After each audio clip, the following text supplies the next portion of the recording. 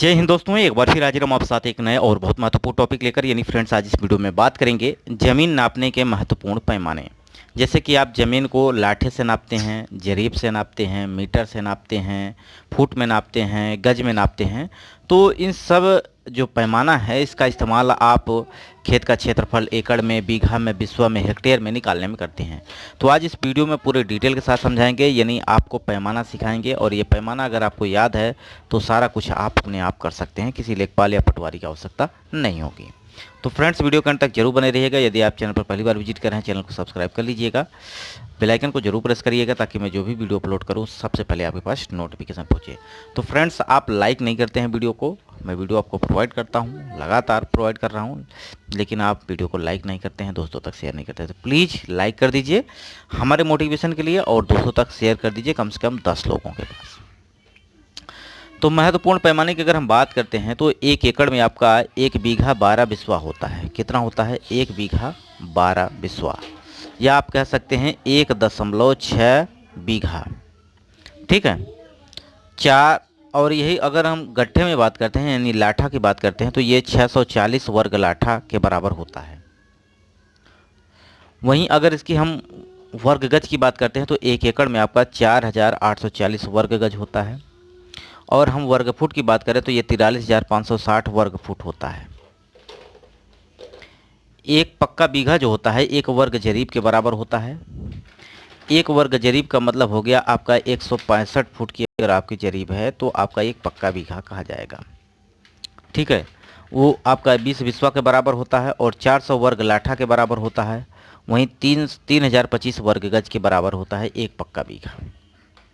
अब 400 वर्ग लाठा का मतलब समझ रहे हैं आप? 400 वर्ग लाठा का मतलब है कि कोई भी खेत 20 लाठा लंबा हो और 20 लाठा चौड़ा हो तो आपका कुल खेत जो होता है वो आपका एक पक्का बीघा कहा जाता है। उत्तर प्रदेश में हर जगह ये डाटा नहीं इस्तेमाल होता है। ठीक है, तो एक बीघे की वैल्यू जो होती है 27,225 वर्ग फुट होती है। एक अगर बिस्वा की बात करते हैं तो एक बीघा में 20 बिस्वा होता है, यानी एक बिस्वा में आपका 20 बिस्वांशी होता है जिसे 20 धूर कहा जाता है। 20 वर्ग लाठा के बराबर होता है, यानी 4 लाठा लंबा और 5 लाठा चौड़ा हो कोई भी खेत, जब लाठे की लंबाई 99 इंच हो तो आपका खेत जो होता है वो आपका एक बिस्वा कहा जाता है। वर्ग फुट की बात करें तो 1361.25 वर्ग फुट के बराबर होता है। एक बिस्वांशी में 20 कंचवांशी होता है, जो कि अगर हम बात करें सबसे बड़ा होता है बीघा, बीघा के बाद बिस्वा, बिस्वा के बाद आपका बिस्वांशी जिसे धूर कहा जाता है। अब धूर भी आपका 20 कंचवांशी, यानी एक धूर आपका 20 कंचवांशी के बराबर होता है, जो कि एक वर्ग गट्ठा के बराबर होता है। इसका मतलब हो गया कि अगर 99 इंच का लाठा है, 1 लाठा लंबा और 1 लाठा चौड़ा खेत हो तो आपका एक बिस्वांशी या एक धूर कहा जाता है। ठीक है, वहीं पे ये सारी वैल्यू अगर आप याद कर लेते हैं तो आसानी से सब कुछ सीख पाएंगे। अब यहाँ पे हम बात करेंगे शाहजहानवी जरीब की, अगर जो कि इसकी लंबाई होती है 165 फुट की। अब जरीब क्या होती है? चैन होती है, यानी कड़ी से जुड़ी होती है, 100 कड़ियाँ होती हैं और ये आपस में जुड़ी रहती हैं।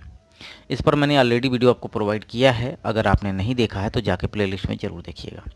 अब उत्तर प्रदेश के अगर पैमाने की बात करते हैं तो एक लाठा की लंबाई 99 इंच या 8 फुट 3 इंच, या आप कह सकते हैं 8.25 फुट का होता है। ठीक है, अब ये उत्तर प्रदेश की मैं बात कर रहा हूँ, पूरे उत्तर प्रदेश की, लेकिन कुछ ज़िले वाइज भी इसकी वैल्यू अलग होती है। जैसे कि अगर आप प्रयागराज की बात करें तो यहाँ पे आपका 94 इंच का लाठा इस्तेमाल किया जाता है।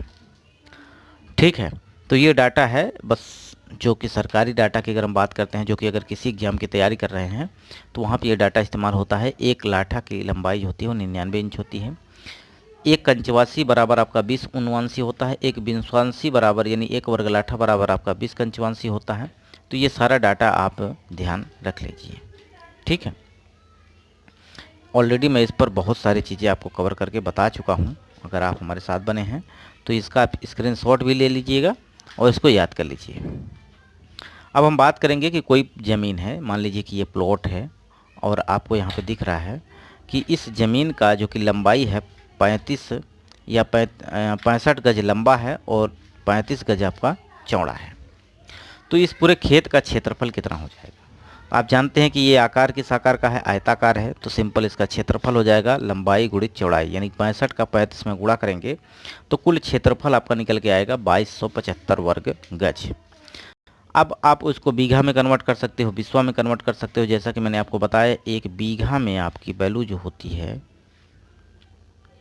वो 3025 वर्ग गज के बराबर होती है। तो सिंपल 2275 में आप अगर 3025 से भाग कर देंगे तो ये खेत का क्षेत्रफल बीघे में कन्वर्ट हो जाएगा। सिंपल, एक बीघा की वैल्यू उत्तर प्रदेश में कितना होती है, 3025 वर्ग गज। कुल क्षेत्रफल खेत का कितना है, ये आपका 2275 वर्ग गज है। यानी 2275 में जितना भी आपका खेत का क्षेत्रफल हो उसमें आप 3025 से भाग करेंगे तो कुल खेत का क्षेत्रफल आपका किस में कन्वर्ट हो जाएगा, बीघे में। अब एक बीघा में आपका 20 बिस्वा होता है, तो सिंपल अगर एक बीघा नहीं है ये पूरी ज़मीन, यानी एक बीघा से कम है, क्योंकि आगे क्या है, जीरो है। अगर एक होता तो यहाँ पे बीघा होता, लेकिन एक बीघा से कम है, तो सिंपल इसको बिस्वा में कन्वर्ट कर लीजिए।